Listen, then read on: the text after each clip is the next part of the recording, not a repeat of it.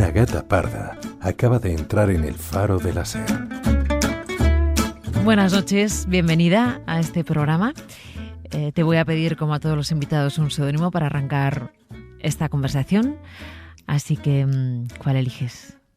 Yaya. Yaya. Sí, mi familia me llama así. De hecho, poca gente lo sabe. Yaya, vale. Arranco siempre con vuestra relación con el mar. Yo sé que tú eres de secano. Eres más de tierra adentro que de orilla y de costa. Pero nos vamos a ir a Nerja en un coche con tus tíos. Y sonaba, quizá, esta música.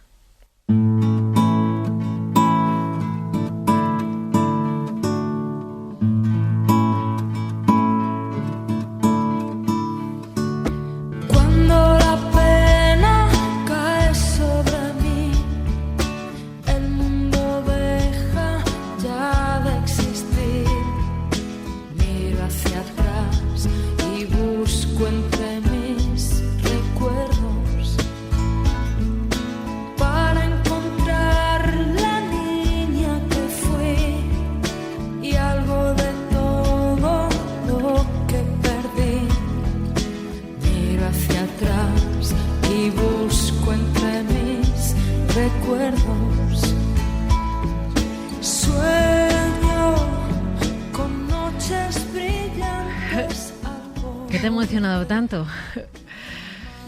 He viajado, me he ido para allá en ese tiempo y he recordado veranos muy felices.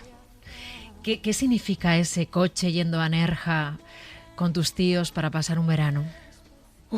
Pues era el disfrute, era mi recompensa haber estado un año entero estudiando, aprobando y cumpliendo con lo que me tocaba. Y entonces mi madre siempre me decía, si apruebas te vas con tus tíos, porque mis padres no tenían coche. Entonces me mandaban con mis tíos y mis tíos eran muy viajeros, me llevaban... Bueno, Nerja era el paraíso en aquel momento, era aquella serie, ¿no? de Verano claro. Azul, entonces soñábamos con ir.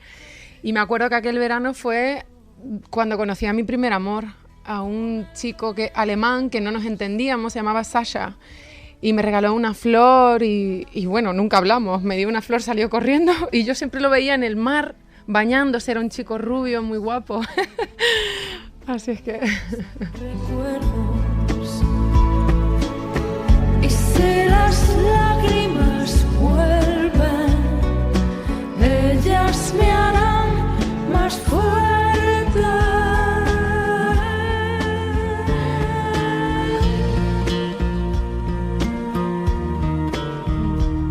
Fíjate cómo la música te ha llevado a ese viaje a Nerja, a esa recompensa después de un año entero estudiando, a ese chico alemán al que probablemente no hayas vuelto a ver nunca más, quizá él a ti sí. Luego, cuando sepamos quién está detrás de esta Yaya, igual este chico alemán sí te vio a ti.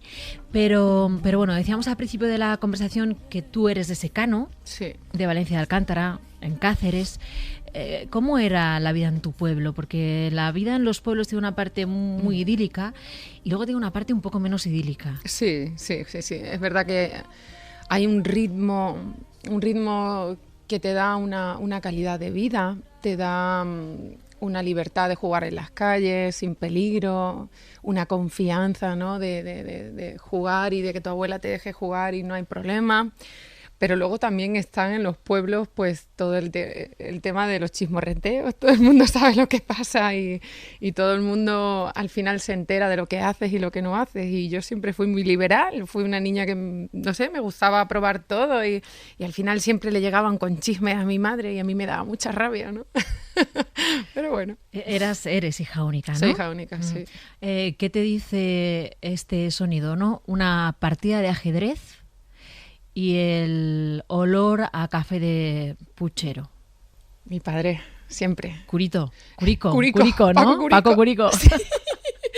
Sí. Sí, a mi padre le encantaba el ajedrez. De hecho, siempre cuando era pequeña trataba de que aprendiera a jugar ajedrez. Bueno, lo intenté pero no, aquello no era lo mío. Pero le gustaba mucho el ajedrez y luego es maniático con el café, tiene sus manías. De hecho, hay una canción mía que se llama Give Me de tu amor, que justo le escribí a mi padre hablando de todas esas cosas que le hacían particulares, ¿no? Él es un hombre, es pintor de casas, y luego escucha música en inglés que no entiende, y yo siempre le pregunto, papá, ¿por qué escuchas música en inglés que no entiendes? Me dice, da igual, si a mí me llega igual, me llega el sonido, la melodía, ¿no? Y el café tiene esa manía de hacer café de puchero y dejar que hierva 3 veces, porque si no hierve 3 veces no sabe igual. Entonces todos hemos adquirido esa manía en casa de hervirlo 3 veces. 3 veces el café. Sí. Canta un poco a los oyentes del Faro cómo suena esa canción que le escribiste a tu padre. Tararéala, cántala un poquito. Tú, mi recuerdo del ayer, mi presente y solo sé... Fíjate, si no tengo música, no me sale. Mi presente y solo sé. Ay, Dios mío. Bueno, give me de tu amor, dame de tu love, súbele el volumen, esa es su canción. Give me de tu amor, oh, oh. Give me de tu amor, oh, oh. Qué raro se me hace cantar sin base musical. Ay. Bueno, esto es lo que tiene el Faro, sí. Que nos reunimos alrededor de, yo qué sé, a estas alturas del año casi de una chimenea. Sí. Y vamos charlando y comentando y haciendo un viaje que comenzaba en Nerja. Sí. No esperaba que te emocionaras tanto al escuchar esa canción de Luz, pero claro, te ha llevado a un lugar bonito. Sí. Decíamos de recompensa. Hemos hablado de tu padre. Y Mamen, tu madre, es una mujer muy importante también para ti, ¿no? Es un referente. Mi madre es el espejo en el que me miro. Y de hecho es que me parezco bastante a ella. Me parezco bastante físicamente. Incluso en el tono de voz, cuando estoy en el pueblo con ella y alguien llama al teléfono y lo cojo, siempre dicen, Mamen.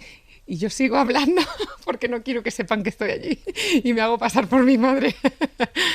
Mi madre es una trabajadora insaciable, es una mujer de espíritu joven.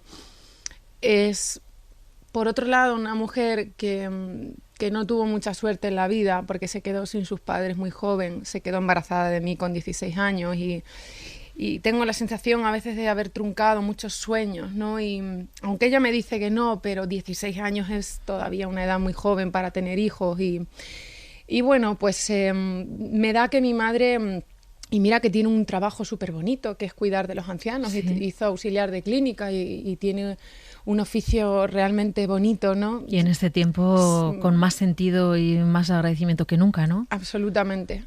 Pero yo siento que mi madre podía haber hecho más cosas, ¿no? Y bueno, por circunstancias de la vida, pues... Bueno, pues tiene una vida bonita, pero yo sé que mi madre podía haber dado más todavía, ¿no? Esto que has dicho acerca del pueblo, de los chismes, sí. ¿no? Es verdad que cuando tienes un lugar en el pueblo, salir de ahí es muy difícil. Sí. ¿Tiene que ver también con que tu madre se quedara embarazada tan joven? Sí, por supuesto, y tiene que ver, mi madre, me acuerdo que yo a punto estuve de no ser bautizada. Los pueblos obviamente también son, y depende de la época en la que te toca vivirlos, ¿no? Son complicados, porque mi madre, por ejemplo, el cura no quiso bautizarme a mí, y mis padres no están casados. Todavía, toda la vida juntos, porque, bueno, pues me tuvieron en pecado, ¿no? Entonces, claro, no estaban casados, eran otras cosas de los pueblos, ¿sabes?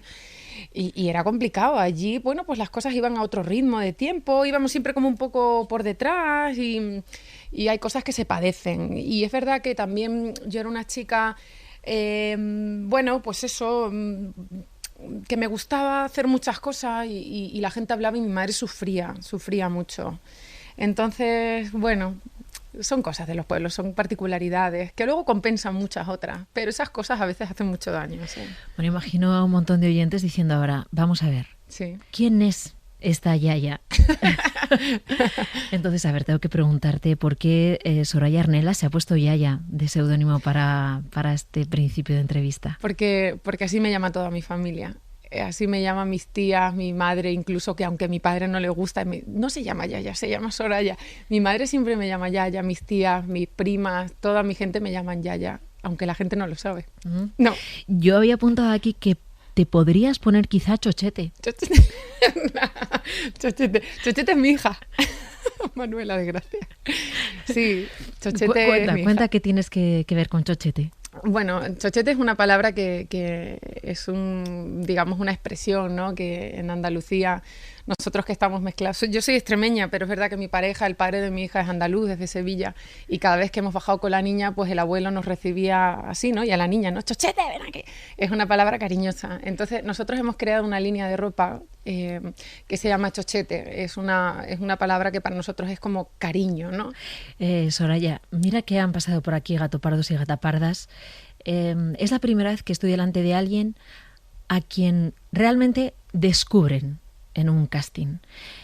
Siempre hay invitados que han contado, pues yo me encantaba interpretar, o yo actuaba, o cantaba, o me disfrazaba.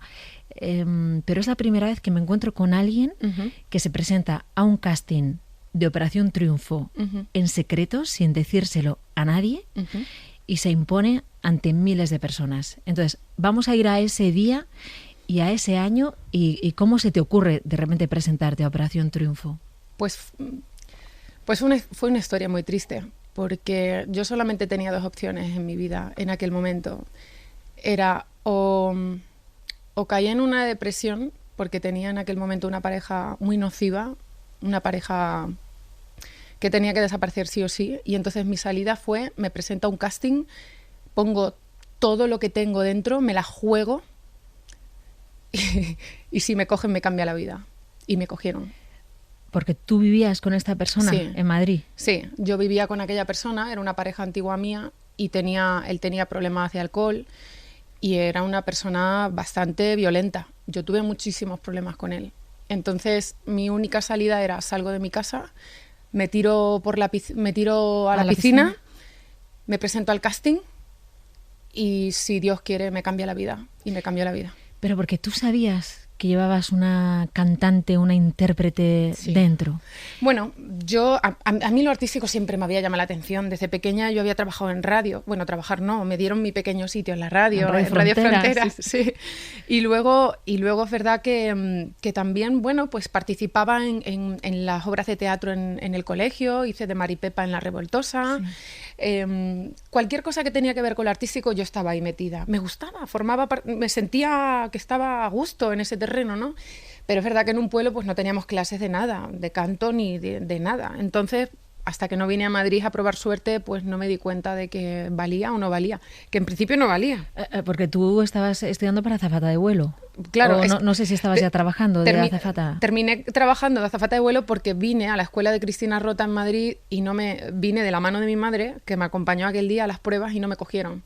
Entonces, bueno, el destino fue así, ¿no? El destino de momento me dijo no, trabaja en otras cosas y te llegará si tienes paciencia, porque yo siempre creo que digamos, mi espina en esta vida, si realmente existen las reencarnaciones y existen más vidas, lo que me toca trabajar en esta vida es la paciencia todo el rato. Entonces, si trabajo bien la paciencia, pues tengo recompensa. Y es así. Entonces, como esperé debidamente su tiempo, cuando lo deseé de verdad y me presenté al casting de Operación Triunfo, me recompensaron. Pero a mí me dijeron que no en los castings y no me pude dedicar a lo que yo quería en aquel momento y tuve que estudiar azafata de vuelo, cualquier cosa. Yo me quería ir del pueblo. Y no porque no me gustara, sino porque sentía que tenía que seguir creciendo como persona. Me vine a Madrid, mi madre me dijo, Soraya, no tenemos dinero para pagarte un piso en Madrid, tienes que trabajar para ganártelo tú y pagártelo tú. Y dije, no pasa nada, me metí a Telepizza, estuve trabajando en Zara, en las rebajas, cualquier cosa, pero yo me quería quedar en Madrid. Momento en el que haces ese casting y tú intuyes que ahí va a pasar algo. Sí. De hecho, vi los castings en la televisión un día que estaba limpiando la casa, me acuerdo perfectamente. Vi los castings y me dio un vuelco el corazón y dije, esta es la oportunidad de mi vida, me tengo que agarrar a ella como sea. Me fui la tarde anterior a los castings a visitar la zona de Madrid donde se hacían, en la Castellana, me parece que es la Fundación La Caixa, se hicieron allí los castings y yo, como nunca me había presentado... Perdona, miles de personas. Sí, claro, muchísimas, miles de personas. Y yo nunca había cantado en mi vida. O sea, con un micrófono a nivel profesional, nunca me había presentado a un casting.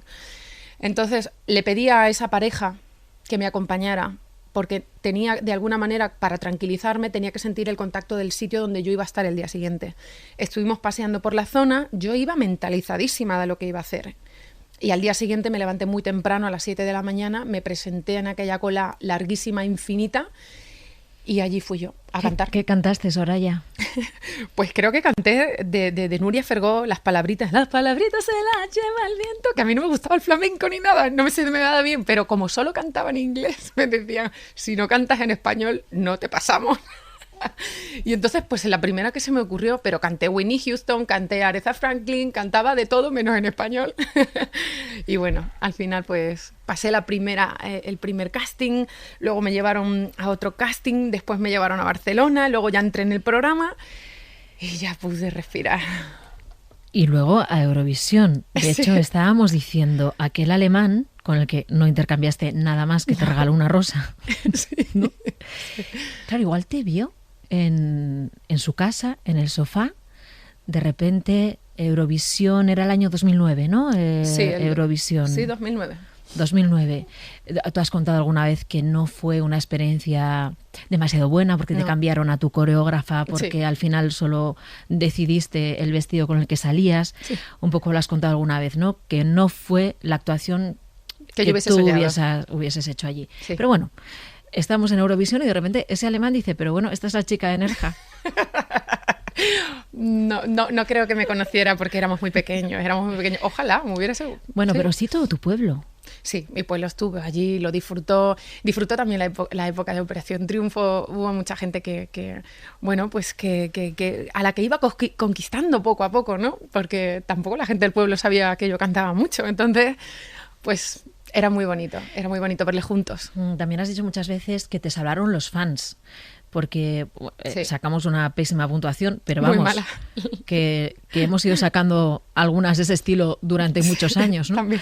O sea que no es ninguna novedad no sacar una buena puntuación en Eurovisión en las últimas décadas, pero es verdad que tú has dicho que a ti te salvaron los fans, tus seguidores, que gracias a ellos entiendo que superas un trance como el salir delante de toda Europa en ese show alucinante y con algo que tú dices que no me representaba. No te representaba mucho, pero que tus seguidores, los eurofans, estaban ahí al pie del cañón. Sí. Que también serían por millones. Bueno, no sé si tantos, pero sí que es verdad que yo sentía que aquel año que representé a España se unió mucha gente, ¿no? Y hizo mucha ilusión mi candidatura.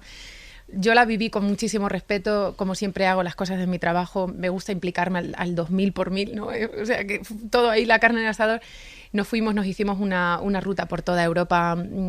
Aparte, bueno, como yo hablaba inglés, pues fui de las pocas, ¿no?, representantes de España que hablaban perfectamente inglés y entonces me comunicaba con toda la prensa y, no sé, fue como un año una candidatura bien expuesta, ¿no? Aunque luego no me representara lo que pasó encima del escenario, pero igualmente yo lo tenía que hacer, o sea, que lo hice. Y yo me vine, como digo yo, con los deberes hechos, a pesar de la puntuación. Lo bonito de todo esto es que ahora cuando hablo contigo o cuando repaso aquel capítulo, es que no lo cambiaría de ninguna manera. Yo no lo cambiaría porque si hubiera quedado mejor no hubiera pasado nada, pero al haber quedado tan mal hubo ese sentimiento de no te lo merecías, que al final dije, oye, pues es verdad, no me lo merecía. Que no pasa nada. Y no pasa nada. Bueno, Soraya, 7 discos. Ahora te presentas con Luces y Sombras, que salió a principios de este año, ¿no? En primavera de este año. En la pandemia. Y en el que tú haces una especie de repaso por tu vida. Estamos haciendo un viaje en este ratito de radio, pero también lo haces en el disco. Sí. Un viaje por tu niñez, por tu infancia, por cómo has ido creciendo. ¿Qué te ha hecho sacar Luces y Sombras? La inspiración ha sido mi hija. Mi hija me hizo conectar con una parte femenina que quizás yo siempre me he apoyado más en la masculina porque siempre he defendido mucho lo laboral, ¿no? Entonces, en estos tiempos las mujeres nos toca a veces imponernos de una manera un poco más masculina que femenina, ¿no? Para poner las cartas encima de la mesa. Y entonces me he apoyado tanto en esa parte que descuide mi parte femenina. En el momento que te vuelves madre, en el momento que te quedas embarazada, la naturaleza conecta con esa parte, ¿no? Y entonces te vuelves un poco más sensible, más vulnerable, más consciente, más cuidadora de todo, ¿no? Y haces una reflexión y te planteas, te miras al espejo y dices, esto es yo lo que quiero, esa soy yo. Me acuerdo perfectamente un día saliendo del baño, tengo un cuadro de cuando yo era pequeña y yo miré a los ojos de aquella niña del cuadro y dije, no, aquí me he alejado yo de esta niña. me puse a llorar con ese cuadro y entonces de ahí empecé a reflexionar sobre capítulos que había vivido, los buenos, los malos, por eso las luces y las sombras, ¿no? Entonces hice como una recopilación de capítulos. De hecho, Rompecabezas, esta canción que presento con Chenoa, tiene que ver mucho con aquel amor nocivo, es básicamente esa historia, pero también tengo historias de traiciones familiares que a lo mejor nunca fueron contadas y que no eran directamente hacia mí, pero eran a gente que yo quería y a mí me salpicaron y me hicieron ser otra persona en otro momento de mi vida. Llega mi hija y le escribo a esa nana. No sé, hay canciones para mi padre, hay canciones para mi pareja. Es una reflexión. Yo creo que a todos los artistas nos pasa tarde o temprano. Hay un álbum que es como muy, muy tuyo, ¿no? Muy de abrirte y decir aquí sin tapujos, no me importa, esto es lo que soy.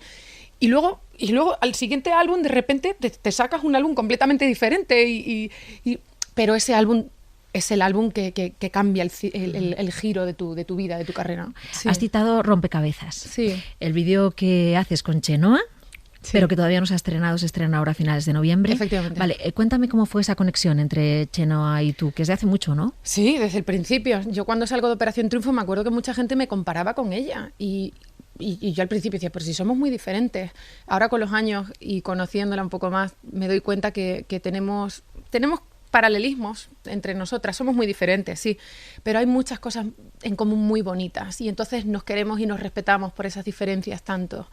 Y yo siempre quise cantar con ella, ¿no? La admiro, creo que es como una maestra, es una mujer que desprende una seguridad, una confianza, un aplomo en todos los aspectos, no solamente en el escenario. Y entonces, cuando admiras a una persona, quieres compartir algo con esa persona. Se lo dije y ella siempre me dijo, llegará el momento en el que tengamos la canción perfecta, no te preocupes, claro que sí, yo también quiero cantar contigo. Y claro, cuando compusimos Rompecabezas fue como, la tengo, se la envié por teléfono. Se la enviaste por WhatsApp, por WhatsApp. Letra y dijiste, aquí la tenemos. No, le canté la canción, se la envié. Sí. Y entonces me escribió al minuto y me dijo, la tenemos, cantémosla, es preciosa, me encanta. Y por fin se ha hecho realidad el sueño también, claro que sí. Soraya, qué bien que estés aquí. Mira, vamos a cerrar con esta canción que haces con Chenoa, Rompecabezas. Okay. Además, ya entendemos toda la letra también sabiendo toda la historia. Sí. Pero aún tengo dos preguntas que hacerte. Venga. Una, la dejan los oyentes. Prepárate porque la dejan sin saber quién está sentada en esta mesa. Okay. Así que son preguntas genéricas que, por supuesto, igual yo ni me atreví a hacer. Wow. pero ellos se lanzan. Entonces vamos a ver cuál han dejado para esta noche. Pues mi pregunta para el gato pardo o la gata parda de esta noche es si tuiteas desde el cuarto de baño cuando estás haciendo tus necesidades y si contestas al teléfono aunque estés en el baño y qué haces para disimular que tiras de la cadena. Me encanta.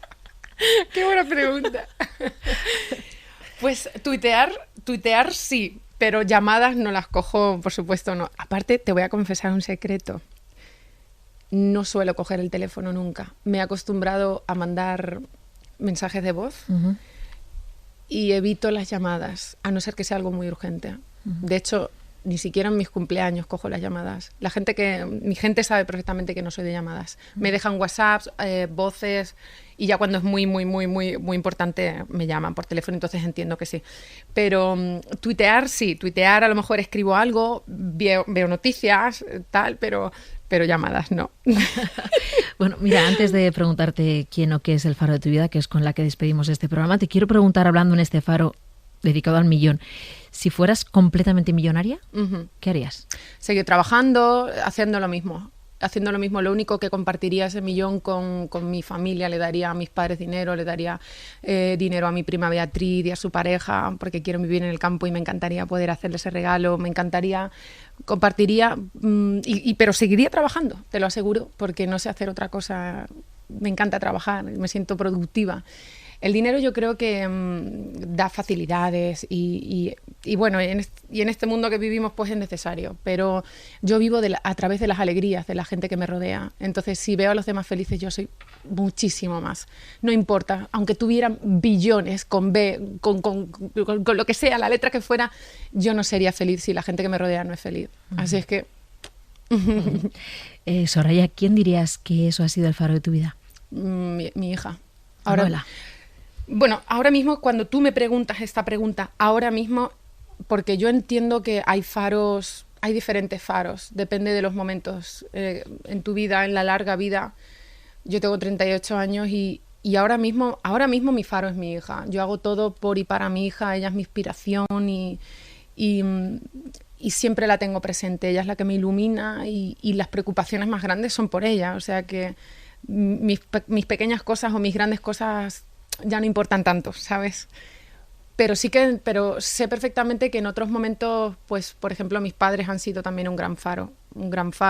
He tenido profesores que han sido un gran faro en algún momento. O sea que sí me gusta rodearme de gente que me de alguna manera me aporta herramientas, ¿no? Para crecer y mi hija ahora mismo me está ayudando mucho, me inspira mucho.